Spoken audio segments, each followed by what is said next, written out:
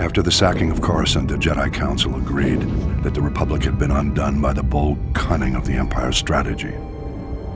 A closer look, however, suggests the sacking of Coruscant was not the crowning moment of the Empire's campaign, but rather a risky maneuver undertaken after all other efforts had failed. The Sith only considered turning to such measures after their efforts were undermined by an unlikely Republic ally, the criminal smuggling contingent that broke the Mandalorian Blockade. The blockade choked the primary trade route for providing Republic military support to the Outer Rim and the main hyperlane for bringing raw goods from the colonies to the core worlds. Long-standing holdouts in the Outer Rim began folding to the Empire, and critical supplies vanished from the core worlds almost overnight. As starvation swept through the lower levels of Coruscant, riots broke out planet-wide. Talk in the Senate veered sharply toward complete surrender to the Sith Empire. It was at this critical hour that a Mirialan smuggler named Hylo Viz recognized an extraordinary business opportunity for her and her partners. With the Republic willing to pay any price for raw goods, Hylo's plan was simple: break the Mandalorian Blockade.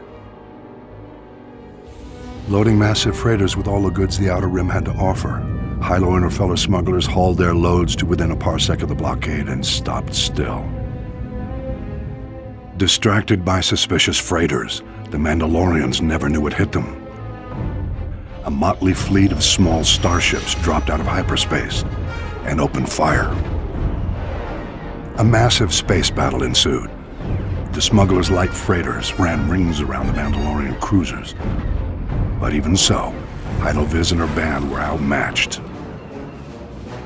Fortunately, Republic Strategic Information Systems was tipped off and starfighters were scrambled from nearby systems. With their assistance, the Mandalorians were quickly overcome.